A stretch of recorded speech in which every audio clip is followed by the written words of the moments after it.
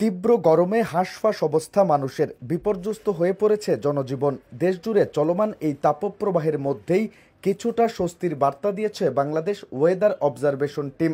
বিডব্লিউওটি বলছে, দেশের দিকে ধেয়ে আসছে অত্যন্ত শক্তিশালী বৃষ্টিবলয় রিমঝিম।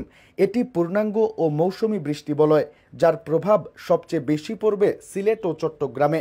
এ সময় সিলেটে রেকর্ড পরিমাণ বৃষ্টিপাতের আশঙ্কা করা হচ্ছে। রোববার রাতে বিডব্লিউওটি নিজেদের ফেসবুক পেজে এমন তথ্য জানায়। পোস্টে বিডব্লিউওটি জানায়, দেশের দিকে ধেয়ে আসছে শক্তিশালী মৌসুমি বৃষ্টিবলয় রিমঝিম। এটি একটি পূর্ণাঙ্গ বৃষ্টিবলয়। এর প্রভাবে দেশের সব এলাকায় যথেষ্ট বৃষ্টির সম্ভাবনা রয়েছে। পোস্টে আরও বলা হয়, রিমঝিম চলতি বছরের ষষ্ঠতম বৃষ্টিবলয় এবং দ্বিতীয় মৌসুমি বৃষ্টিবলয়, যা 16 জুন দেশের উপকূলীয় এলাকায় শুরু হয়ে আগামী 28 জুন সিলেট ও চট্টগ্রাম হয়ে দেশ ত্যাগ করতে পারে। দেশের প্রায় সব এলাকায় রিমঝিমের প্রভাব পড়লেও সবচেয়ে বেশি প্রভাব পড়বে চট্টগ্রাম ও সিলেট বিভাগে। এছাড়া রংপুর, বরিশাল, ঢাকা ও ময়মনসিংহ বিভাগে বেশ সক্রিয় থাকবে রিমঝিম। এ সময় রংপুর, সিলেট ও চট্টগ্রাম বিভাগের নিচু এলাকায় বন্যা হতে পারে।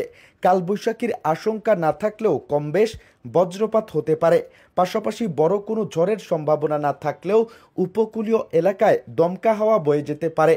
আর মৌসুমি বায়ুর চাপের তারতম্যের কারণে বেশিরভাগ সময়ই সাগর কিছুটা উত্তাল থাকতে পারে।